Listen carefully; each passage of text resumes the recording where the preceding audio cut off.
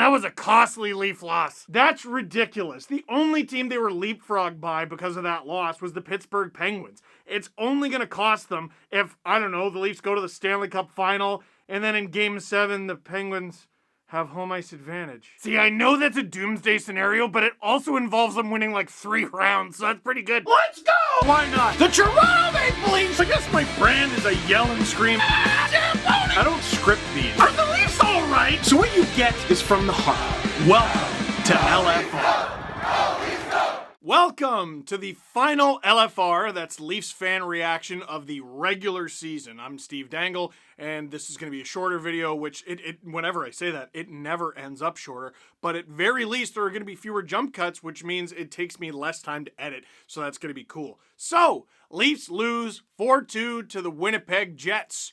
But they both win. Both teams win. Both teams escape without an injury. They win. They both win. The Jets won twice, if you want to give them 4 points, I guess. Doesn't make a difference in the standings, does it? Both teams went into this game with the obvious goal of let's just not get hurt. We'll have a gentleman's agreement. Paul Maurice straight up said it in the press conference before this game.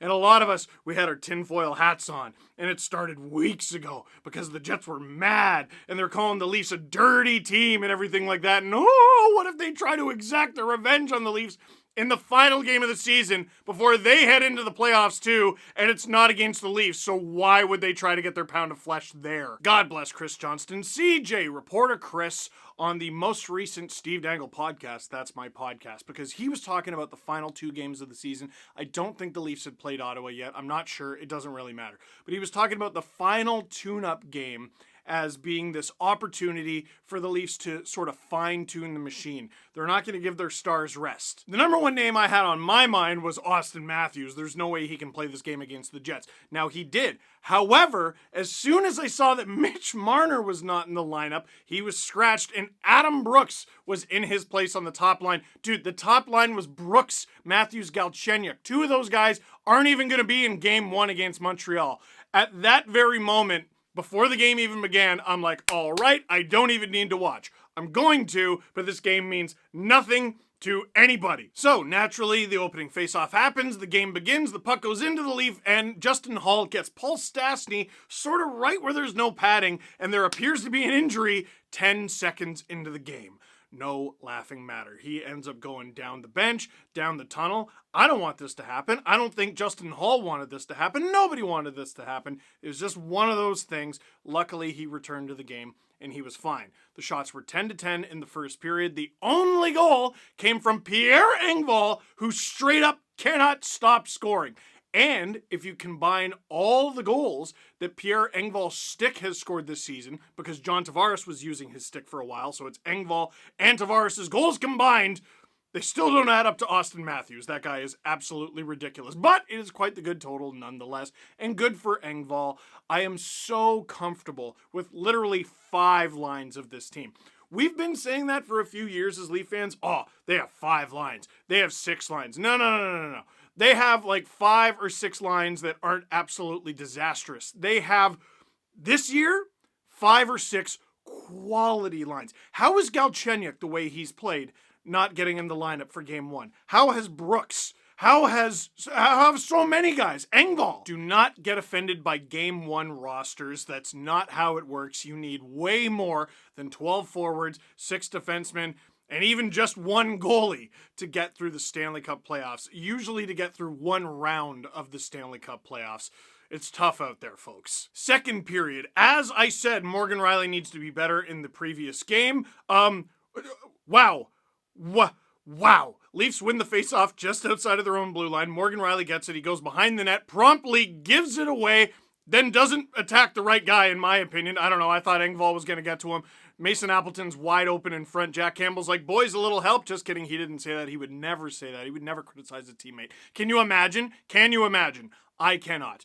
And the Jets tie it up. But guess what? Game doesn't matter, so who cares? Steve, you can't say game doesn't matter. Didn't you just tell us that CJ was saying that the Leafs, they need to fine-tune, and it's true. They haven't been amazing recently. They've been good, but the standard they've set is higher.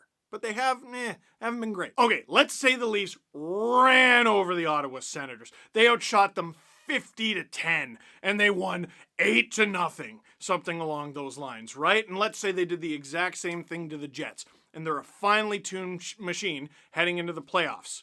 Yeah, heading into the normal playoffs for everybody else. The Canadian division, because the Vancouver Canucks have like 27 games left or something stupid like that, the Leafs would have had that great game on Friday against the Jets and then had Saturday and Sunday and Monday and Tuesday and Wednesday, and the game isn't even until Thursday, so all that momentum, even if they were great, you can basically throw out the window. And that works the other way too. Now, Morgan Rielly has not been great in his own end this season.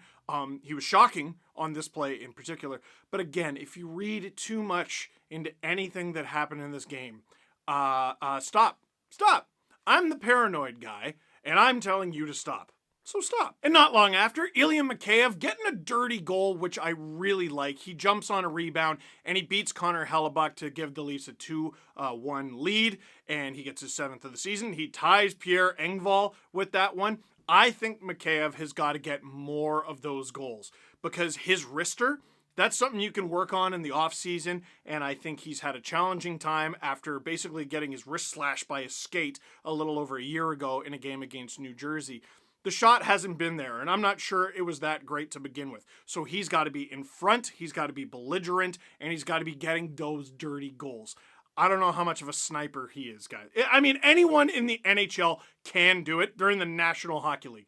But he's not going to get a lot of opportunities that are going to end up in the back of the net. Watch him now get the Stanley Cup winning goal. Dude, I'll get his jersey. I don't care. Still in the second period, the Leafs are attacking in the Winnipeg Jets zone, but they're not able to convert, and they're not able to hold the line. Morgan Rielly goes for the pinch, and it doesn't work. Now, right now, you're throwing up your arms and going, Morgan Rielly!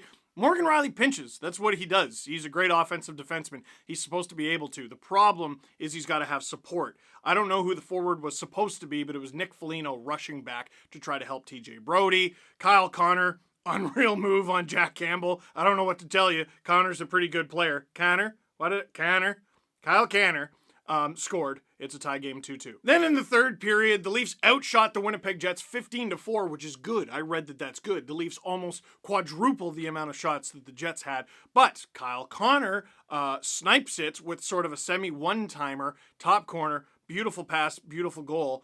And that's it. That ends up being the game-winning goal. The Jets score on 2 of their 4 shots that they had in the third period. Oh, Jack Campbell wasn't good enough. No, one of those shots was actually an empty netter. Sometimes you just lose, and sometimes you lose meaningless games. Meaningless to the both of them. Who cares? Pfft, don't care. Bring on the Yoffs. It's time for the Yoffs. Now, even though it didn't matter, there was still a little bit of Leafs curse magic in this game. The empty netter, Jansen Harkins, first goal of the season. Because, of course, that's just sort of how it happens. The last goal the Leafs surrendered in the 2021 season was someone's first goal. Yeah.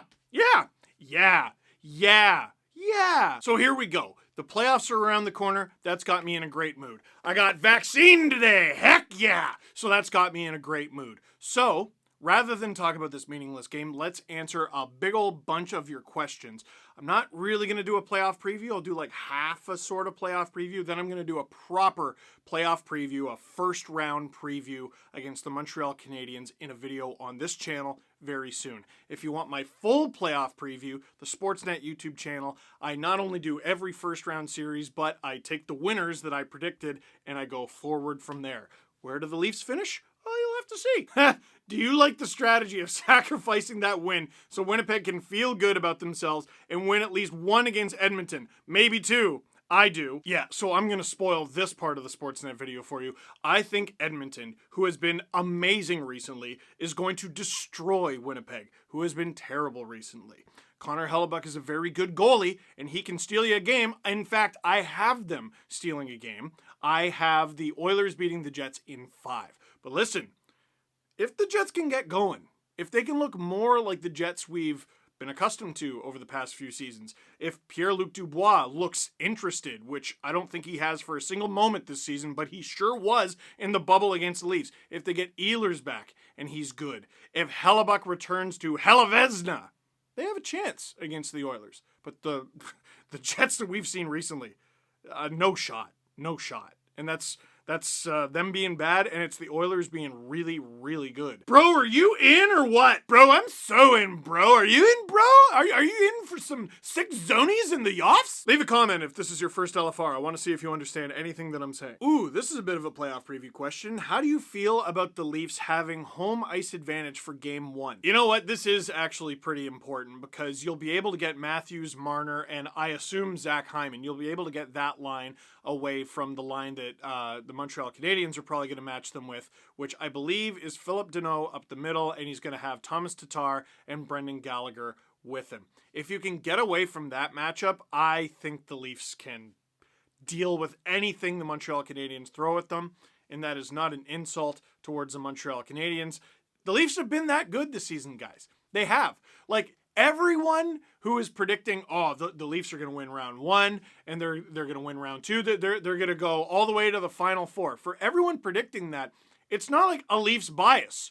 What Leafs bias? They haven't won a playoff series since 2004. It'd be a little weird to have a Leafs bias. No, the bias is they're predicting the first place team will do the best. That makes sense. Don't worry about it. Oh, the Leafs bias. Shut up. Very good question. What makes this year's team different? There's such a difference when this team is dialed. Like, when they've been dialed in years past, they either have been decent defensively but cannot score, or all they do is score but they win the game like 7-5. This year's Leafs are so different. We keep bringing up that 3-game series against the Oilers, but it matters. It really matters. The Leafs shut the Oilers down. They were able to outscore them. They just outclassed them.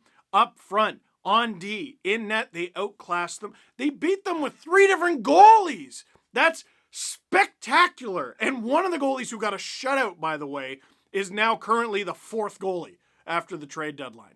So what is different about this year's group is a belief. It is a certain grit. It is a certain experience level, for sure. It's all of that. The skill has always been there. I think the key difference, though, is the commitment. You didn't exactly see the commitment in the final 2 games that straight up did not matter unless you're worried about a series with the Pittsburgh Penguins down the road, which maybe you should be. They're a good team, too. They won their division. 2 division winners. Oh, look at that. They both won their division. No one's writing off the Penguins because they had a crappy division. Just the Leafs, for some reason. Sorry, I am stuck on that. I'm very bitter about that. But what is different about this year's team, to answer your question, I believe, is a commitment to defense. TSN has said it. Sportsnet has said it. Your eyes have said it. Look at them. They're committed. And this is easily my favorite. No offense to everyone else who had a question, but from Arvind, which Leaf, in your opinion, would have the most fun at the Toronto Zoo? Okay, I love this question because I don't think there's a wrong answer because I really like this team. Like, for example, it depends on who you're bringing. Jason Spezza, I think, would probably be the best team dad. He would be prepared. The diaper bag would be ready. He'd have another separate bag. Great snacks in there. Practical snacks as well as excellent snacks, like if you've been good. You know what I mean? Well behaved. So he'd be great. Austin Matthews and Mitch Marner would be a great tag team. They would be able to, take really cool pictures. They would definitely look the coolest. John Tavares would definitely have the most facts.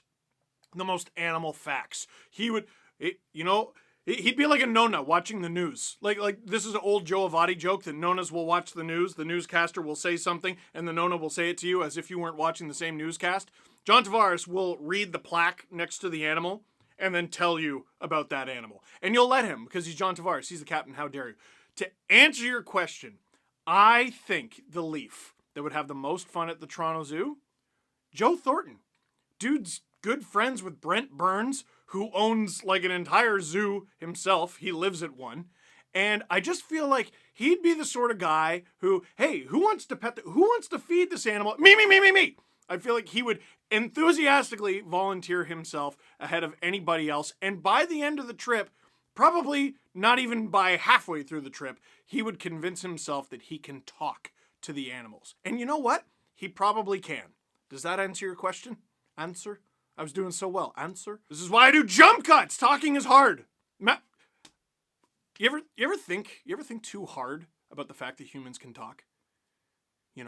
right? Okay, so I hope that was at least entertaining. I think it was more entertaining than that game, to be honest. I mean, even the broadcaster was like, just don't get hurt. They were chirping the Leafs power play, and they should. It stinks. But we're about to go into the playoffs, where it's prison rules. But we'll talk about that more when the time comes, when the preview video happens. So, for now, ladies and gentlemen, that is it for this one. Thank you very much for watching. Click like if you like this video. Click subscribe if you really liked it. Tell all your friends. The Yoffs are upon us.